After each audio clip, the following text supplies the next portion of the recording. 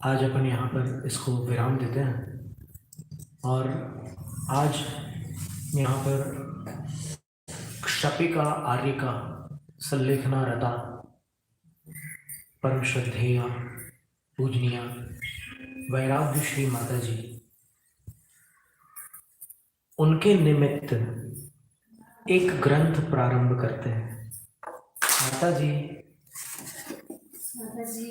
एक ऐसा ग्रंथ है, कन्नड़ भाषा का ग्रंथ है, वड्डाराधने, और इसके रचनाकार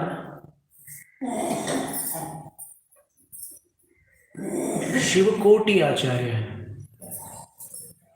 उनका काल ईस्वी सन 920 है। नहीं, भगवती आराधना तो बहुत पुरानी है। इनका एक नाम रेवकोटि आचार्य भी था और एक अन्य नाम भी था कोट्याचार्य। ये शिवकोटि आचार्य है। ये अलग शिवारी वो भगवती आराधना शिवार्य आचार्य द्वारा विरचित है। वो दूसरी शताब्दी वही 981 इसके बारे में कहते हैं कि प्रथम कन्नड़ गद्य ग्रंथ लेखक शिवकोटि आचार्य, वड्डाराधना गद्य में।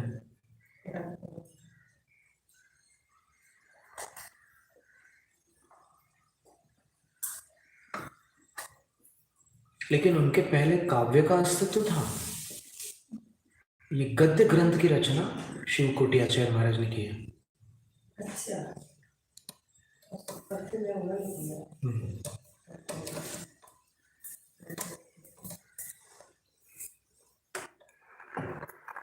तो आज माता जी सुकुमार मुनि की कथा प्रारंभ करते हैं। ठीक है, सुनाई दे रहा? माता जी ये जो कथा सुनाई उसके प्रारंभ में, प्रत्येक कथा के प्रारंभ में एक गाथा देते हैं प्राकृत की पुरानी, जो संभवतः अनुत्तरोपाधिक दशांक से पूर्व जो एक गाना आता है, अंतकृत दशांक, बल्कि ये अनुत्तरोपाधिक की गाथा है क्योंकि सुकुमार स्वामी अनुत्तरों में गए, तो अनुत्तरोपाधिक की गाथा यहाँ पर दी हुई है। एक प्रत्येक कथा में एक एक गाथा दी है। जो मोक्ष वाले हैं उसमें अंतकृत दशांक की गाथा है और जो अनुत्तरों में जाने वाले हैं उनके अनुत्तरों की गाथा। भल्लुक्कीण नीचम खज्जंतो घोर घोर वेदन ठोपी आराधनम पवन्नु झाणन्ने झाणेन अवंति सुकुमारो। भल्लुक्कीण नीचम खज्जंतो घोर वेदन ठोवी आराधनम पवन्नु झाणेन अवंति सुकुमारो।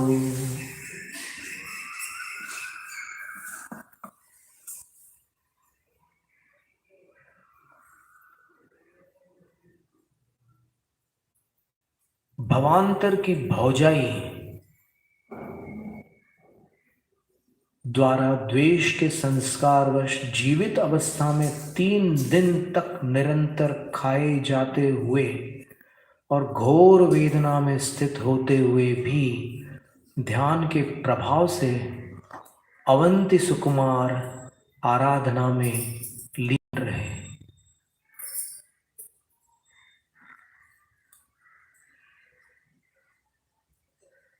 जम्बू द्वीप में दक्षिण दिशा की ओर लवण समुद्र का स्पर्श करता हुआ भरत क्षेत्र है, जिसके 6 खंडों के मध्य दक्षिण की ओर आर्यखंड है।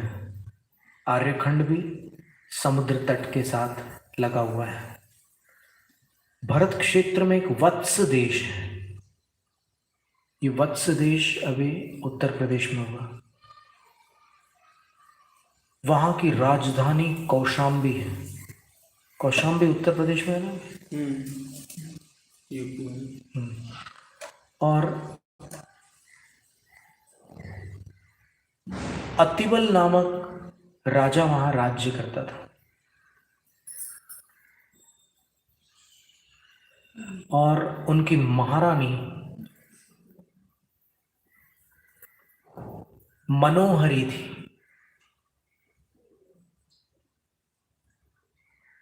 जो भी उस महारानी को सिंहासन पर जब राजा के साथ बैठती थी, तब जो भी उनको देखता था महारानी को, तो उसकी आंख सरलता से हटती नहीं थी। लेकिन महारानी पवित्र आचरण और निष्कलंक सौंदर्य से संपन्न थी। सुखपूर्वक जीवन व्यतीत हो रहा था। उनके मंत्री का नाम सोम शर्मा था और सोम शर्मा ब्राह्मण था। उनकी पत्नी काश्यपी थी और उनके युगल पुत्र अग्निभूति और वायुभूति थे।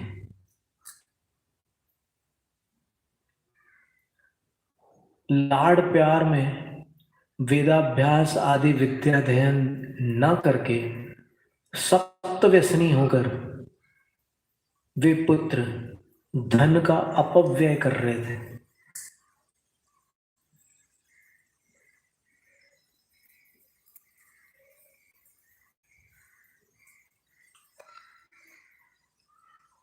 और वे अनपढ़ के समान हो गए। पढ़ाई लिखाई में बिल्कुल रुचि नहीं थी, तो अनपढ़ वत थे। कुछ समय के उपरांत ब्राह्मण सोम शर्मा मंत्री काल कवलित हो गया, उसका मरण हो गया। राजा ने सोम शर्मा के पुत्रों की जानकारी लेकर उनको सभा में बुलाया।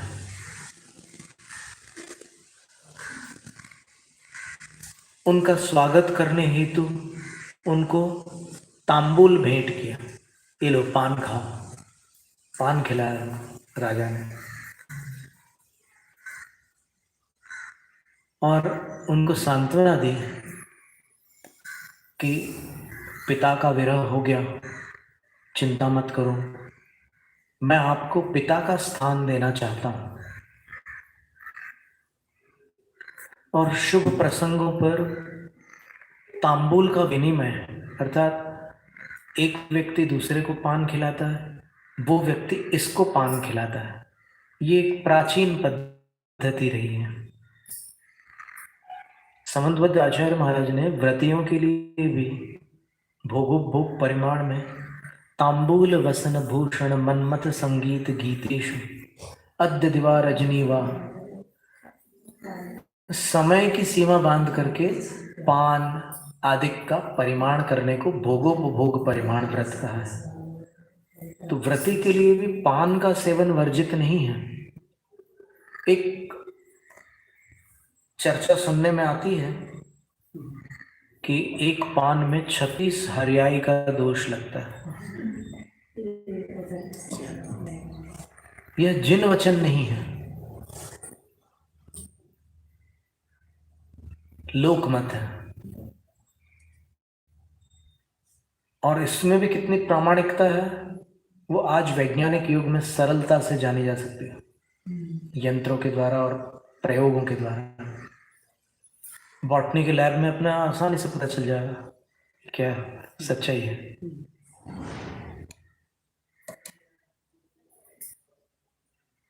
अब यहाँ पर हमारा ये अभिप्राय नहीं लेना कि भाई महाराज जी ने बढ़िया बात बता दी, अब तो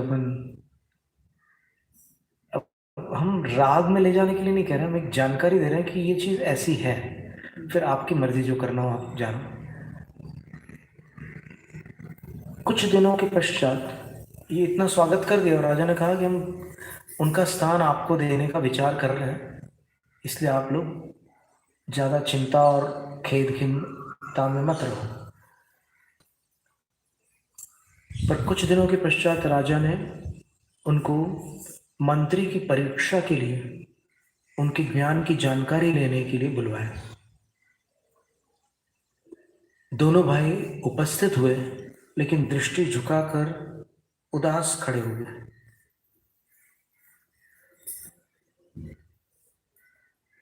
सभासदों ने कहा, यह पिता के धन को दुर्व्यसनों में डुबाने वाले निरक्षर कुपुत्र है।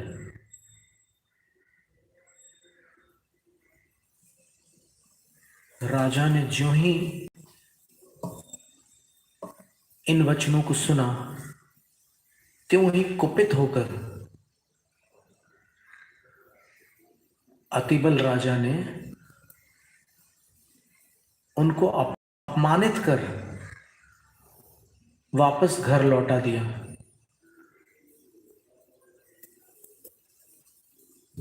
और उनके जो चचेरे भाई थे उसको मंत्री बना दिया।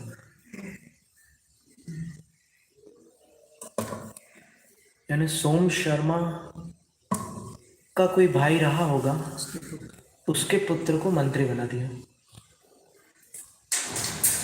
वे मां के पास आकर रोने लगे और सारा घटनाक्रम सुनाया उन्होंने कि ऐसी दशा हुई, क्या करूं। मां से कहते हैं कि हम देशांतर में जाकर काले कपड़े पहनकर भीख मांग कर विद्या सीख कर आएंगे, लेकिन निरक्षर होकर राजा का ऐसा अपमान सहन नहीं कर सकते। विद्या बिना मानव पशु तुल्य होता है। माता काश्यपी उनके पश्चाताप को देखकर परामर्श देती है कि मगध देश की राजगृही नगरी में राजा सुबल और रानी सुप्रभा है। उनका मंत्री सूर्यमित्र मेरा भाई है, तुम्हारा मामा है। मैं पत्र सहित तुम्हें वहां प्रेषित करूंगी, उनसे पढ़कर तुम दोनों विद्वत्ता प्राप्त कर लेना। दोनों भाई इस प्रस्ताव को सहर्ष स्वीकार करके वहां से निकल पड़ते हैं। विद्वान मंत्री सूर्यमित्र उनसे परिचय पूछकर और पत्र पढ़कर वास्तविक स्थिति को समझ जाता है और दुखी होता है। वह विचार करता है कि यह दोनों भाई सुखाभ्यासी यानी सुखों के आदी हैं, अतः इनको अपना वास्तविक परिचय इस समय देना नीति विरुद्ध है। वो अपरिचित बन करके कहता है कि बहुत दूर से यहां आए हो, अतः मेरे नियम के अनुसार यदि तुम दोनों भिक्षा भोजन करके रात दिन परिश्रम पूर्वक विद्या पढ़ना चाहो तो मुझे आपत्ति नहीं। मैं काश्यपी अथवा सोम शर्मा नाम वाले किसी को नहीं पहचानता। ये सीटी आ रही, इसको थोड़ा घुमा लेते हैं।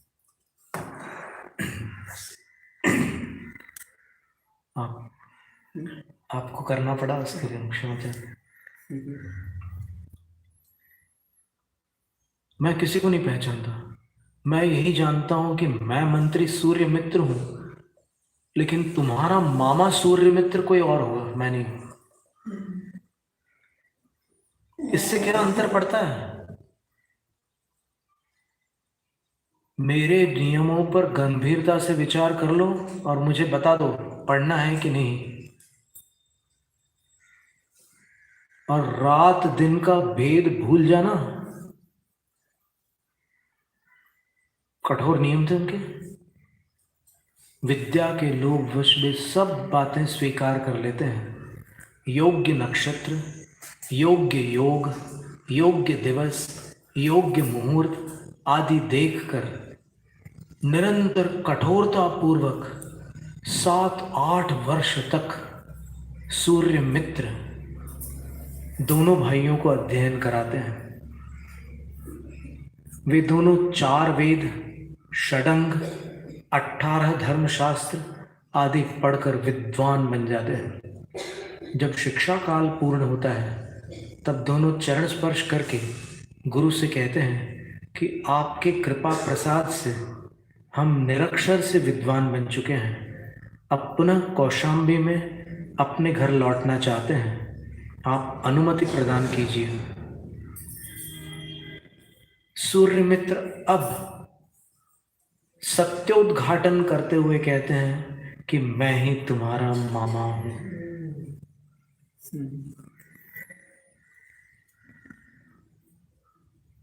परिचय से संभावित हानि का विचार करके मैं अपरिचित रहा। पिता के प्रेम का तुमने दुरुपयोग किया, अतः तुम्हें कठोरता से अध्ययन कराना पड़ा।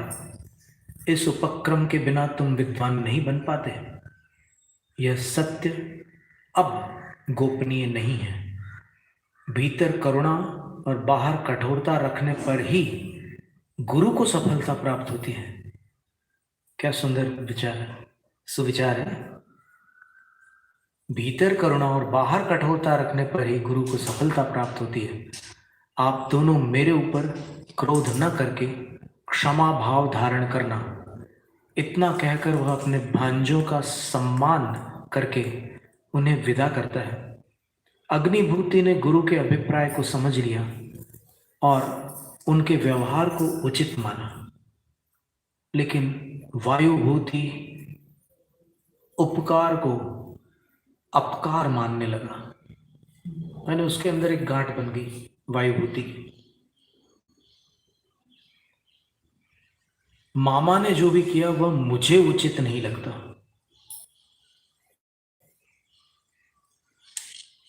पर्व के दिन भी हमें कभी मिष्टान्न नहीं खिलाया, भीख मंगवाई। 8 साल तक हमें घी के दर्शन नहीं मिले। कभी तन पर लगाने को तेल नहीं दिया। इसने केवल शत्रु जैसा बर्ताव किया।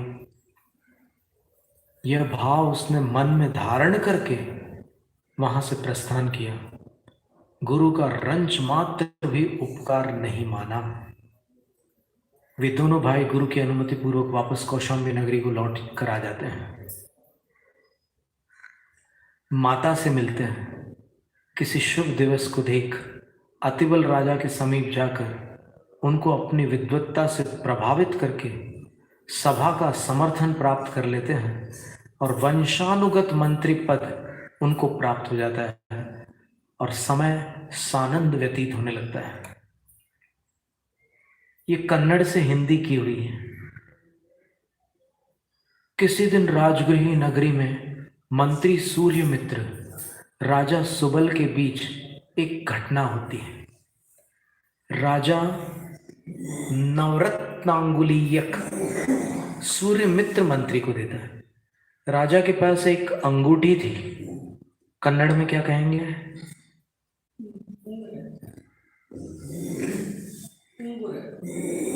आप बता देना। समझते हिंदी। तो 9 रत्नों की अंगूठी थी। तो बातों बातों में राजा ने मंत्री के हाथ में अपने अंगुली की अंगूठी पकड़ा दी।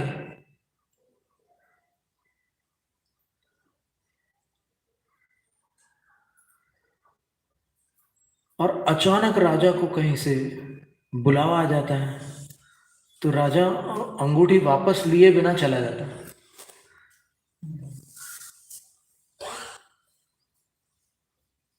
तो सूर्यमित्र मंत्री वहीं पर सूरज डूब रहा था, तो संध्या वंदन करने के लिए तत्पर होते हैं और वंदन करके घर लौट आते हैं। जब घर आकर वह देखते हैं कि अंगूठी कहाँ गई, तो चिंता मग्न होकर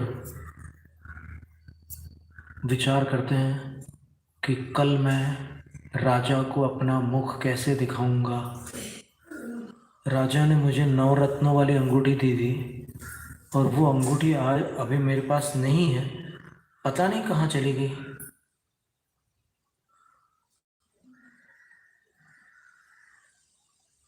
कहीं से जानकारी मिलती है कि एक जैन साधु अवधि ज्ञानी सुधर्माचार्य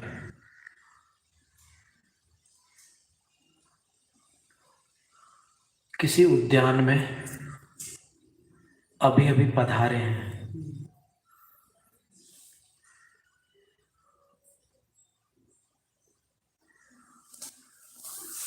मंत्री चुपचाप उनके पास जाता है और जब देखता है कि वहां कोई नहीं है, तब धीमे धीमे उनकी ओर आता है, उनके सम्मुख आता है। सुधर्माचार्य उसे भव्यात्मा जानकर कहते हैं, अंगूठी घुमाकर मेरे पास आ गया है।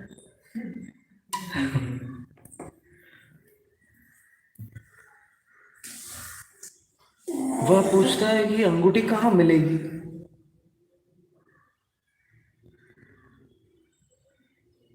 आचार्य कहते हैं कि संध्या वंदन के समय जब तुम जल दान कर रहे थे तो अंगूठी हाथ से फिसल गई और एक कमल के भीतर जा गिरी है। प्रातःकाल जब सब कमल खिलेंगे तब तुम्हें वह अंगूठी एक कमल में प्राप्त हो जाएगी। रात को वहां पहरा लगवाकर वह सवेरे अंगूठी प्राप्त कर लेता है और राजा के मांगने पर लौटा देता है। वह दूरवर्ती पदार्थ को जानने वाले इस विद्या की प्राप्ति हेतु साधु के प्रति आकर्षित होता है। उनके समीप न जाकर सर्वप्रथम पत्नी के पास आता है।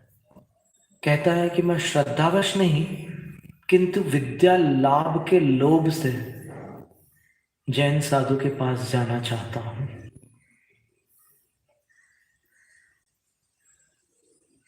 पुनः लौट आऊंगा।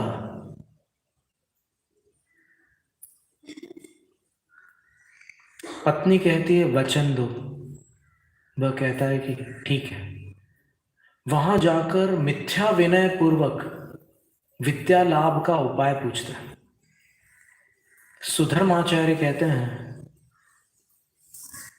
केवल जैन साधु ही इस विद्या के पात्र होते हैं, अन्य नहीं। ये इसका नियम है। वह कहता है मैं दीक्षा हेतु कटिबद्ध हूं। पंच महाव्रत, प्रतिक्रमणादि षड आवश्यक, इन सब नियमों को धारण करके वह दिगंबर मुनि बन जाते हैं। सूर्यमित्र ब्राह्मण दिगंबर मुनि बन जाते हैं। तो गुरु के पास ये नियम होता था पहले, 12 वर्ष तक गुरु के पास 4 अनुयोग पढ़ने होते थे। तो अब देखिए गुरु बढ़ा रहे हैं। त्रिषष्टि शला का पुरुष के चरित पुराणों का स्वाध्याय सर्वप्रथम गुरु कराते हैं। और सूर्य मित्र जो थे वो एक पाठी थे, एक बार में सारे स्वाध्याय को कंठस्थ कर लेते हैं। फिर कर्णानुयोग, चरणानुयोग, सिद्धांत ग्रंथ, तत्वबोध कराने वाला दिव्यानुयोग, सबका गुरुमुख से स्वाध्याय करते हैं और बार बार पूछते हैं कि गुरुवर विद्या कब प्रदान करेंगे आप। लक्ष्य पक्का था उसका। गुरु कहते हैं कि वत्स स्वाध्याय पूर्ण कर लो। क्रमशः आगम कुशल होकर सूर्य मित्र मुनिराज मिथ्यात्व से मुक्त होकर भावलिंगी बन जाते हैं। क्या बात है। वास्तविक वैराग्य को प्राप्त होकर विचार करते हैं कि जिस विद्या के लिए मैंने दीक्षा ली थी वह तो सर्वावधि ज्ञान नाम की बड़ी छोटी विद्या है। गुरु ने तो मुझे केवली बनने का उपाय बता दिया है। सर्वावधिक ज्ञान तो बहुत छोटी सी विद्या है, मुझे तो गुरु ने केवली बनने का उपाय बता दिया है। वे गुरु से प्रायश्चित मांगते हैं कि मैंने दुर्बुद्धिवश दीक्षा ली थी, आप मुझे छेदोपस्थापना प्रदान कीजिए और आलोचना प्रतिक्रमण ग्रहण करके प्रायश्चित पूर्वक पुनर्दीक्षा लेकर वो शुद्ध होते हैं।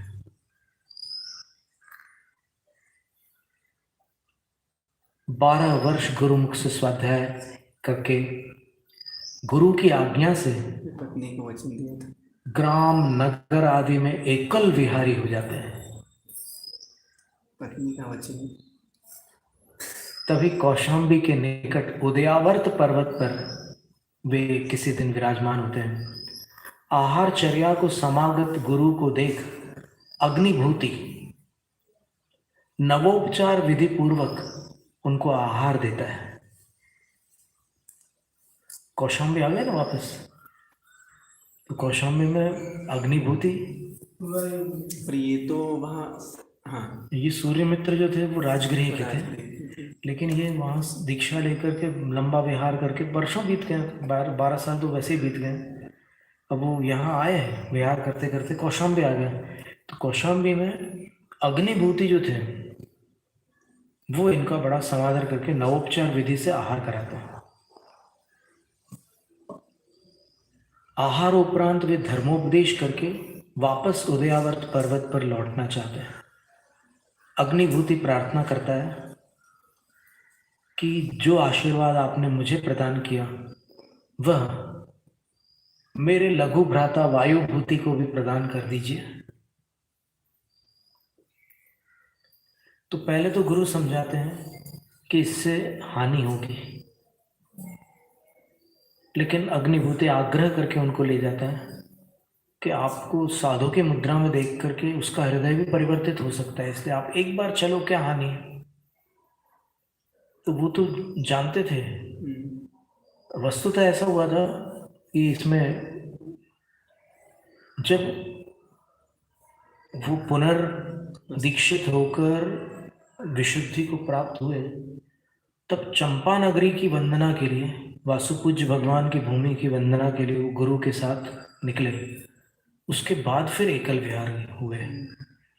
तो गुरु के साथ ही उनने जब सिद्ध क्षेत्र की वंदना की तो उनको सर्वावधि ज्ञान प्राप्त हो जाता है, सूर्य मित्र मुनि महाराज का। और इससे ये प्रमाणित होता है कि वो भले ही मिथ्या दृष्टि रहे हो बरसों तक, लेकिन सर्वावधि ज्ञानी होने का मतलब ये है कि ये उनका अंतिम भाव था। सर्वावधि ज्ञान तद्भव मोक्षगामी मुनिराज को ही हो सकता है। तो ऐसा कोई सिद्ध क्षेत्रों की वंदना करते समय सर्वावधि ज्ञान होता है? ऐसा कोई नियम नहीं है, पर उनकी विशुद्धि सिद्ध क्षेत्र की वंदना से विशुद्धि असाधारण होती है, ये तो पक्की असाधारण विशुद्धि होती है। तो गुरु स्वीकार कर लेते हैं और वायु भूति के घर चले जाते हैं। ब्राह्मणों के साथ शास्त्र चर्चा करते वायुभूति उनको आता हुआ देखकर पहचान लेता है और जानबूझकर उपेक्षा करता है। वो उठकर भी नहीं खड़ा होता, उनकी तरफ देखता भी नहीं और आपस में बातचीत करता रहता। अग्निभूति अनुज वायुभूति से कहता है कि जिन गुरु के प्रसाद से तू सब कुछ सीखा है उनका अनादर करके क्या चाहता है। अब वायुभूति ब्राह्मणों को प्रसन्न करता हुआ कहता है कि तुम मुझे उस मलिन शरीरी निर्वस्त्र दंत धावन से रहित दुर्गंधित साधु को नमस्कार करने के लिए कहते हो। अग्निभूति को क्रोध आ जाता है और वह कहता है कि आगे कुछ बोला तो तेरा सिर अलग कर दूंगा।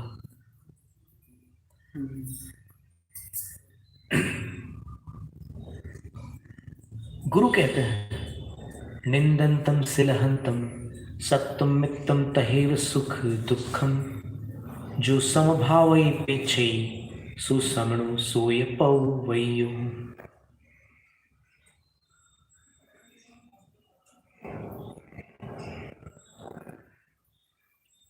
अग्नुभूति के क्रोध को देख करके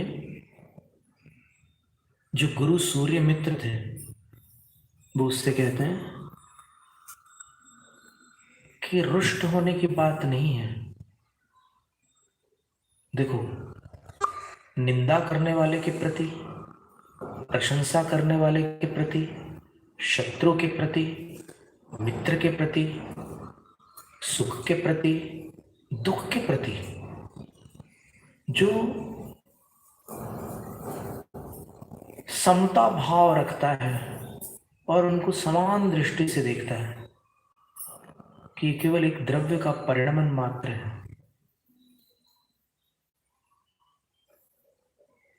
पुण्य पाप फल माही हरख बिलखौ मत भाई, यह पुद्गल पर जाए उपज विन सै थिर नाही। सो समणो, जैन साधु वही होते हैं, सोय पवयो, और वही दीक्षा से युक्त होते हैं जो समता भावी होते हैं। आकृष्टैव वचसा न तु ताड़ितोऽस्मि संतापितोऽस्मि न तु मे, हृतमुत्तमांगम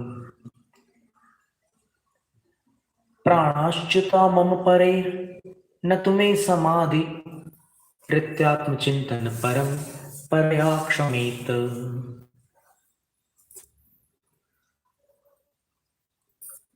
गुरु कहते हैं कि हे अग्निभूति, अपन उनको क्षमा कर सकते हैं। कैसे? आकृष्ट एवं वचसा, उसने सिर्फ वचन से उटपटांग आक्रोश किया है, न तो ताड़ी तो उसमें मुझे मारा पीटा तो नहीं है ना।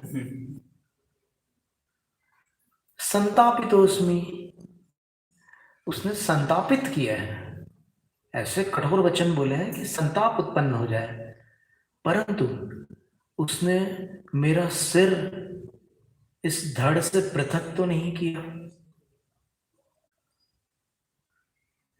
और दूसरा, अगर मेरे प्राण भी हर ले तो भी मेरे शुद्धोपयोग को छीनने की शक्ति किसके पास है? क्या कोई मेरे शुद्धोपयोग को छीन सकता है? इस तरह आत्मचिंतन की परंपरा से क्षमा करने योग्य है। कोई भी उपद्रवी है वो क्षम्य है साधु की दृष्टि में, ऐसा कह रहे हैं। बस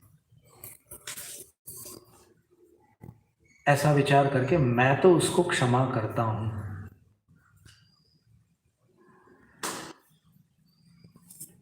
जैनम जयतु शासनम।